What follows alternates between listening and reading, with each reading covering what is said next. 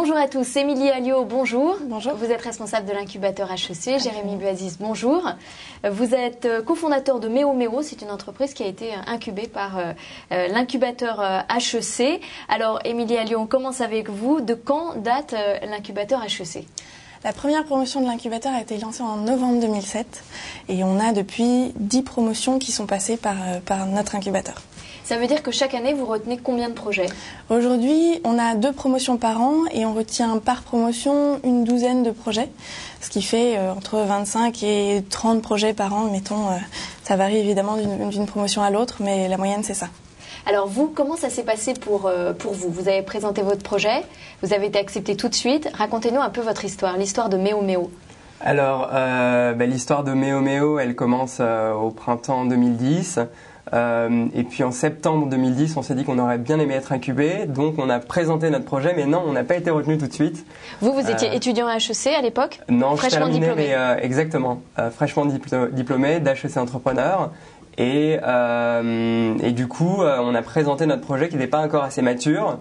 On a continué à développer notre projet et quelques mois plus tard, on s'est représenté à l'incubateur et cette fois-ci, on a été retenu.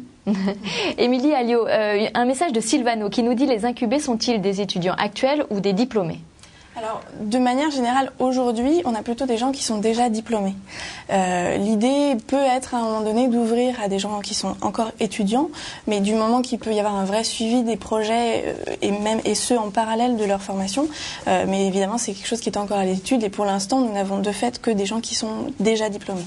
Est-ce qu'il faut obligatoirement avoir fait HEC pour être sélectionné ? C'est un message de Johanna. Alors en fait, il faut qu'il y ait au moins un membre de l'équipe fondatrice qui soit passé par HEC d'une manière ou d'une autre.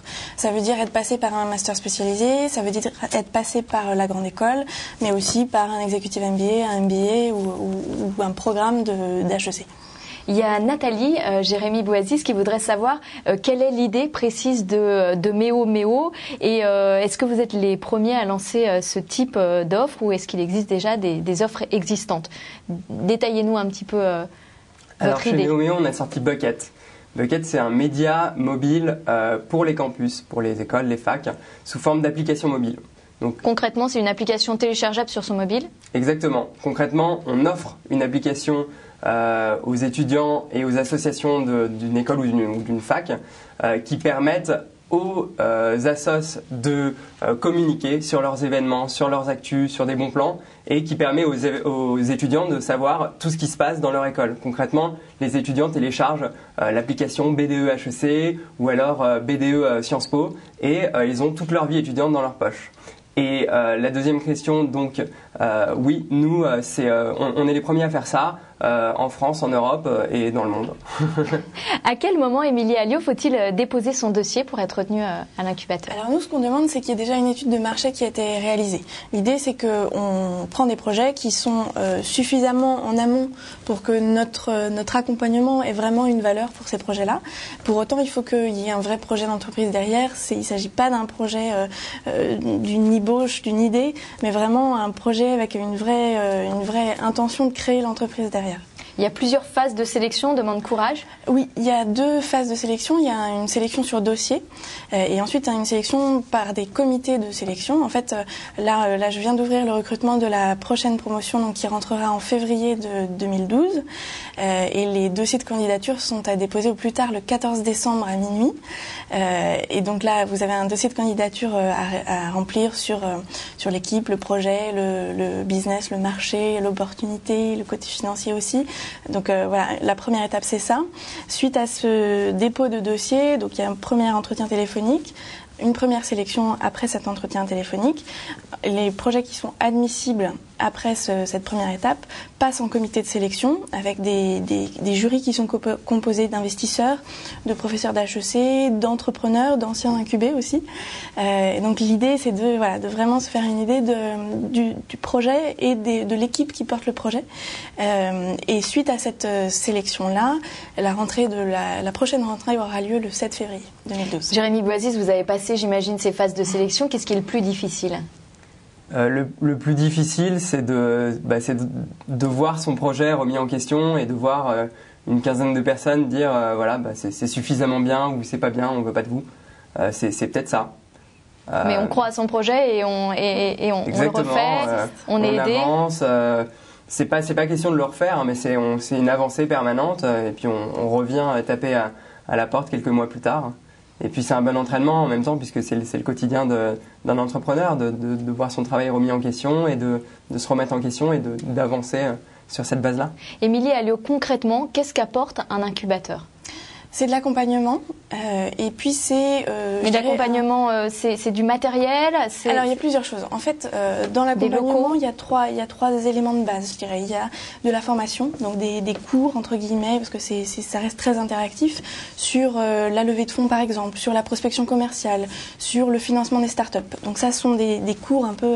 il y a une dizaine de jours de formation sur l'ensemble de l'année, sur des cours un peu transverses de ce type-là. Ensuite, il y a du tutorat. Donc tous les projets, chaque projet est accompagné de manière personnalisée par un tuteur qui est soit professeur à HEC, soit intervenant à HEC, et qui pendant 1h30 tous les mois, pendant les 10 mois de l'incubation, va vraiment suivre le projet de manière très personnalisée et va apporter son regard sur un peu tous les aspects de la création d'entreprise. Donc autant le marketing que les finances, que la communication, que absolument tout. Des contacts aussi, pourquoi pas. Donc ça c'est la partie tutorat, et puis un troisième aspect qui sont les ateliers, des ateliers pratiques, donc sur des sujets vraiment précis qui ont lieu en moyenne 2 fois par mois, 2 heures. Et le format de ces ateliers-là, c'est 20 minutes de présentation de l'intervenant et 1h30 de questions-réponses. Tout ça pour vous montrer à quel point l'idée c'est d'être en permanence en phase avec les besoins des incubés et pas de faire des cours magistraux classique. Donc ça c'est la partie accompagnement vraiment.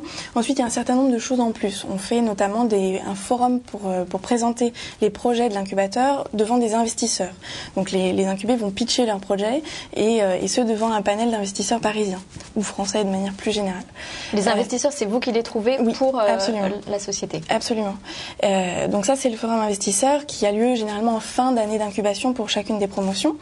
On a aussi du mentoring juridique. On a fait un partenariat avec 2 avocats qui sont spécialisés dans les startups et qui, pendant une demi-heure, tous les 15 jours à peu près, accordent du temps à un projet.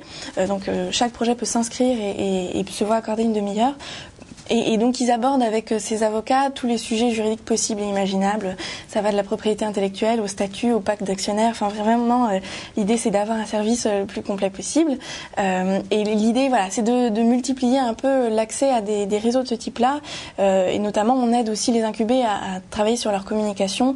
On a des contacts avec des journalistes, donc c'est facile de travailler là-dessus. Et de manière plus générale, on est souvent sollicité par tous les acteurs de la création d'entreprise. C'est par conséquent facile de mettre nos incubés en relation avec ce réseau-là.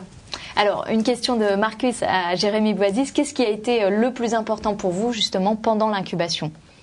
Ça a été peut-être un autre aspect encore de ce qu'apporte l'incubateur, qui est le côté émulation, entraide entre entrepreneurs, puisque finalement, on arrive dans une espèce de petite promo, on est une trentaine, et c'est vrai qu'on se serre les coudes, qu'on s'échange des tuyaux, qu'on parle, enfin tout simplement qu'on est ensemble, quoi. C'est pas évident d'être entrepreneur au quotidien et ça donne une espèce de structure.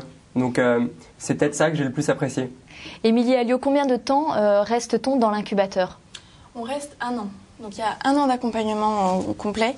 Le tutorat se fait sur 10 mois, mais le reste de l'accompagnement proposé se fait sur 1 an. Et au bout d'1 an, votre entreprise, elle est viable ? Comment ça se passe après les 1 an ? Est-ce qu'on est livré à soi-même ? Est-ce qu'on est assez lancé pour se débrouiller ? Alors, au bout d'1 an, il y a une vraie dynamique qui fait partie du projet, et le projet est lancé. C'est plus un projet d'ailleurs, c'est une entreprise. Après, est-ce qu'on est lâché dans l'aventure ou non ? Non, finalement on reste connecté à tous ces entrepreneurs qu'on a fréquentés, qui deviennent des amis, et puis on peut toujours décrocher son téléphone, appeler Émilie, donc non, on fait toujours partie de la famille, et puis finalement c'est quelque chose qu'on garde avec nous. Ça veut dire qu'on peut recevoir de l'aide après les 1 an ou c'est juste un accompagnement ? Comment ça se passe après ? En fait, l'idée c'est que quand on est passé par l'incubateur, on fait partie du réseau des anciens de l'incubateur, et c'est un vrai réseau d'entraide et de solidarité entre porteurs de projets qui souvent viennent aussi à l'incubateur parce qu'ils sont isolés finalement. Être entrepreneur, c'est pas évident quand on est fraîchement sorti de l'école, mais il y a aussi des gens qui sont un peu plus seniors, qui se retrouvent à créer leur entreprise et finalement être intégré dans ce réseau de l'incubateur, c'est un vrai plus. Un vrai plus. Et quel est le taux de survie des entreprises après un an? Alors aujourd'hui, on a un taux de survie d'environ 75%. Et vous, votre entreprise, à quel âge? Nous, elle a, disons, 1 an. Et on commence à avoir du chiffre d'affaires, on a des clients, on a des utilisateurs. Voilà, parce qu'il y a Marc qui vous demande, est-ce que Méo est déjà une success story? Ah oui, je pense. vu le bonheur qu'ont nos utilisateurs à l'utiliser et vu l'intérêt qu'ont les annonceurs pour il y a eu là, vous venez par exemple de lancer votre application, il y a eu un intérêt tout de suite, immédiat? Par exemple, on l'a lancé il y a 8 jours à HEC, donc l'application B2 HEC, et on a un taux de téléchargement de 30% des étudiants de première et deuxième année qui constituent le cœur de la vie étudiante d'HEC. Donc c'est des chiffres dont on est très fiers. Après, dire que c'est un succès après quelques semaines de lancement, ce serait peut-être trop m'avancer, mais pour l'instant, disons que les métriques, comme on dit, sont bonnes. Et sur cette application, le bureau des entreprises, du coup des étudiants, pardon, on trouve en fait toute la vie étudiante de l'école, c'est ça? C'est ça. Les activités extrascolaires, les soirées, qu'est-ce qu'on y trouve? L'ensemble, si vous voulez, par exemple à HEC, il y a une centaine d'associations.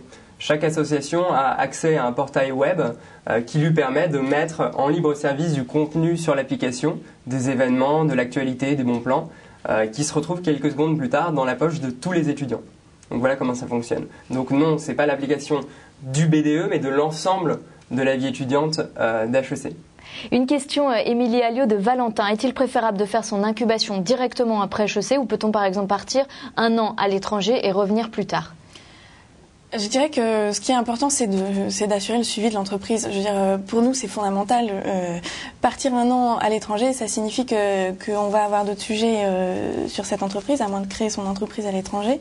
Mais ce qu'il faut, c'est vraiment pouvoir assurer le suivi. Je veux dire, quand on se lance et qu'on rentre dans l'incubateur en créant son entreprise, et je veux dire, il faut qu'il y ait un suivi et que sur les 12 mois, on a besoin d'avoir des entrepreneurs qui sont à fond sur leur projet, quoi. Mais on peut le faire on peut tout après à fait le faire partie d'HEC, plusieurs années absolument. après. On n'est pas obligé de le faire directement à la sortie de l'école. Absolument, ça nous arrive. On peut le faire pendant l'école aussi?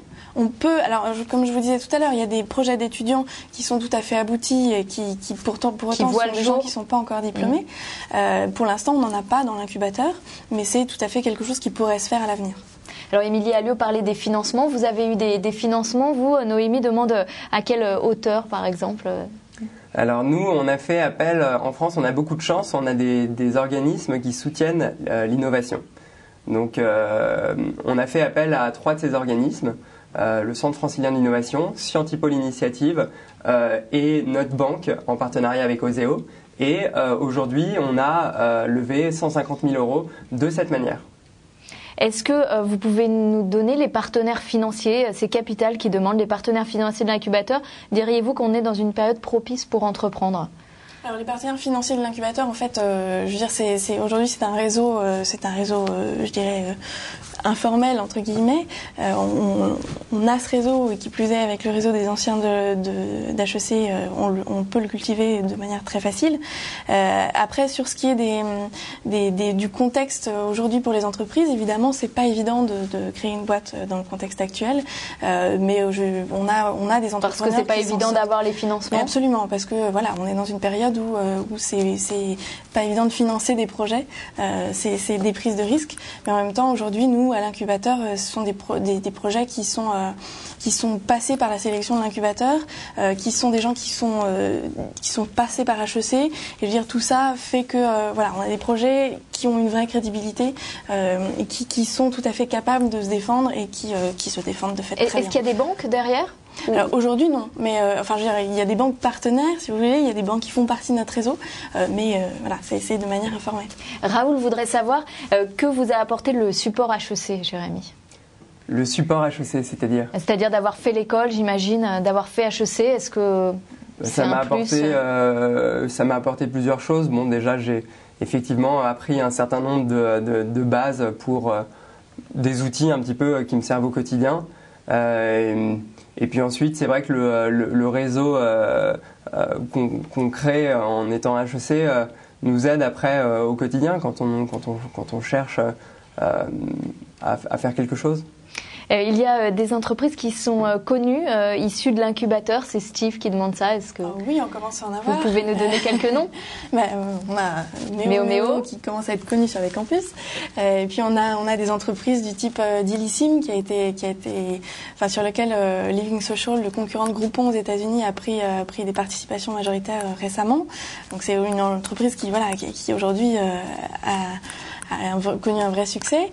On a des entreprises ensuite qui émergent mais qui sont déjà bien visibles, du type les dernières promos du type j'aimeattendre.com, du type financetesétudes.com. On a des entreprises comme Jimmy Fairley qui font des lunettes sur internet. On a beaucoup ce sont des entreprises qui sont rentables aujourd'hui? Pas toutes, et pas toutes. De fait, aujourd'hui, ce sont des entreprises qui sont très récentes c'est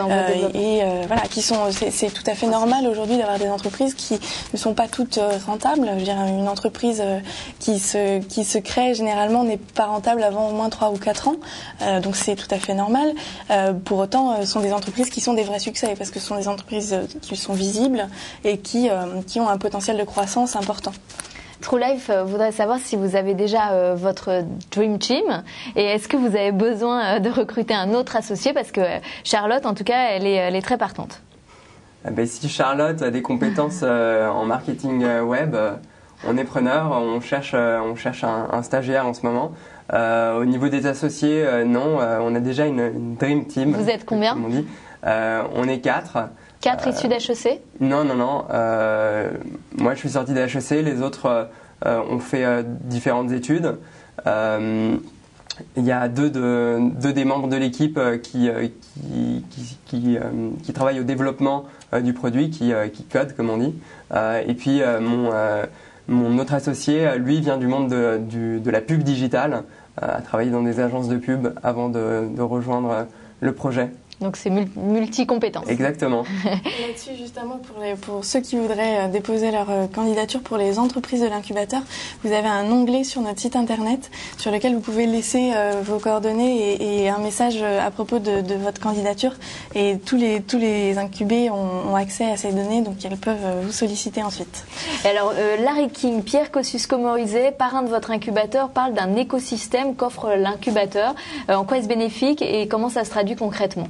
Alors concrètement, c'est un peu ce que je traduisais tout à l'heure par le réseau. On a beaucoup de partenaires, que ce soit des partenaires financiers, des partenaires en termes de communication, et puis on fait partie d'un écosystème au sens réel puisqu'on est intégré dans le plateau de Saclay, pardon. Donc c'est tout un écosystème d'interventions en permanence, de conférences, de concours, il y a vraiment tout un environnement qui est favorable à l'émulation entre les porteurs de projets et dans lequel évidemment l'incubateur est complètement intégré. Vous êtes toujours sur le plateau de Saclay ou vous en êtes parti? On n'y a jamais été. Ah, vous n'avez jamais été. Vous avez trouvé des locaux maintenant? Oui, on a des locaux dans le 10e arrondissement de Paris où il y a beaucoup de startups justement dans le web. Ça veut dire que vous partagez des locaux avec d'autres startups Exactement. Avec d'autres startups du réseau HEC? Oui, certaines viennent de l'incubateur HEC. On est une dizaine de boîtes à partager des locaux. Et là, on déménage dans un incubateur de la ville de Paris. Donc ça veut dire que vous avez retrouvé un autre incubateur? C'est plus pour des bureaux qu'on va là-bas. Et puis, nous, on est en train de sortir de l'incubateur d'HEC. Donc, on va passer... souvent, on fait la différence entre incubateur et pépinière pour le stade d'avancement des projets. Peut-être qu'on entre dans un stade d'avancement plus aval. Donc... Effectivement. Nina voudrait savoir, Émilie Alliot, qu'apporte l'incubateur HEC par rapport à d'autres incubateurs. Qu'y a-t-il de plus? En fait, notre vraie valeur ajoutée, c'est qu'on a à notre disposition des professeurs et un environnement, je dirais, qui est spécialiste du management, du marketing, de la stratégie.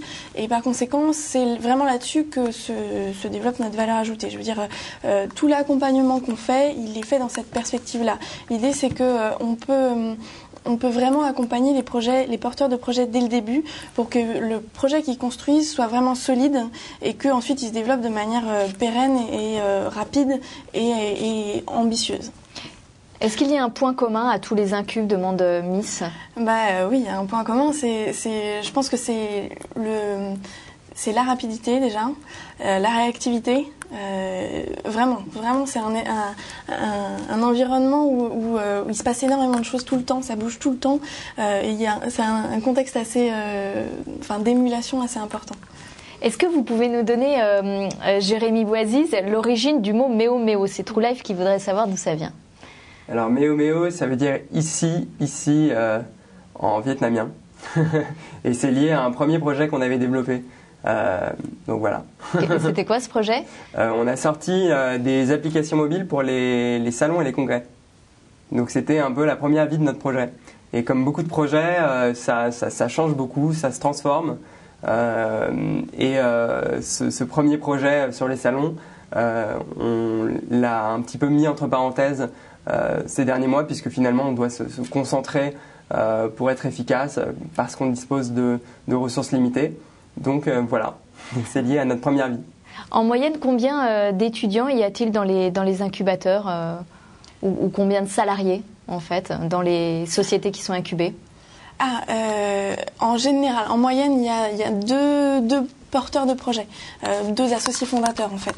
Ensuite, les effectifs se multiplient souvent après et ça dépend des entreprises. Je veux dire, ça peut être très variable. Il y a des entreprises qui, après 1 an et demi d'existence, ont 10 salariés ou 10 stagiaires. Enfin, ou pas du tout d'ailleurs. Et ça arrive qu'il y ait des entreprises qui restent à 2 pendant très longtemps.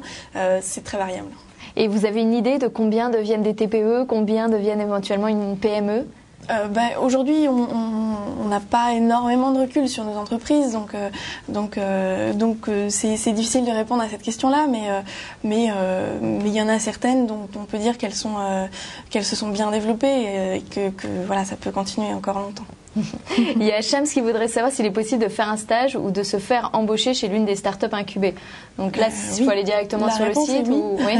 La réponse est oui, et il y a plein d'informations plein d'informations. Vous pouvez déposer votre candidature sur le site web, et comme je vous le disais tout à l'heure, les incubés y ont accès. Donc quand ils ont un besoin, ils vont voir sur leur base de données qui est créée de cette manière-là, et ils peuvent aller solliciter les personnes qui ont déposé leur candidature.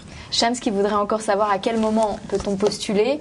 Ça, vous l'avez dit un peu tout à l'heure, mais... Oui, ce que je disais, c'est que l'idée, c'est d'avoir des projets qui sont suffisamment mûrs pour avoir une vraie bonne idée du marché sur lequel auquel ils s'intéressent, et pour autant des projets qui sont pas trop avancés pour que nous, on puisse vraiment avoir une valeur à les accompagner. Est-ce qu'à HEC, on vous donne vraiment l'esprit d'entreprise ? Ou est-ce que vous l'aviez avant? Est-ce que vous l'aviez avant ou est-ce que vous l'avez acquis à HEC ou en connaissant l'incubateur? Je sais pas, je pense que c'est un peu dans mon tempérament et je sais pas si HEC donne un vrai esprit d'entreprise. HEC forme beaucoup de cadres et si on regarde le nombre d'entrepreneurs qui sortent d'HEC, ça reste un courant minoritaire.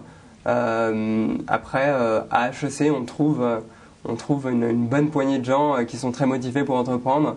Donc... C'est une bonne question. C'est propice en tout cas. Émilie Alliot, peut-être une dernière question. Pour donner envie aux gens de prendre contact avec vous, d'être incubés par HEC, qu'est-ce que vous leur diriez? Moi, je leur dirais de contacter les anciens de l'incubateur parce que c'est eux aujourd'hui qui font la réputation d'incubateur. Je veux dire, si on est aussi visible et aussi dynamique qu'on l'est aujourd'hui, si on a autant d'influence entre guillemets, autant de capacité à promouvoir nos projets, c'est aussi grâce à tous ces projets qui sont passés par l'incubateur. Et vraiment, je vous invite à aller voir toutes ces entreprises. Alors donc pour prendre contact avec eux, pour entrer en contact sur le site, vous avez le détail de toutes les entreprises qui sont passées par l'incubateur. Et le site internet, vous pouvez nous le donner précisément? On le retrouvera sur le site, on vous donnera toutes ces précisions. Merci Émilie Alliot, responsable de l'incubateur HEC, et merci Jérémy Boisiz, cofondateur de Méo Méo.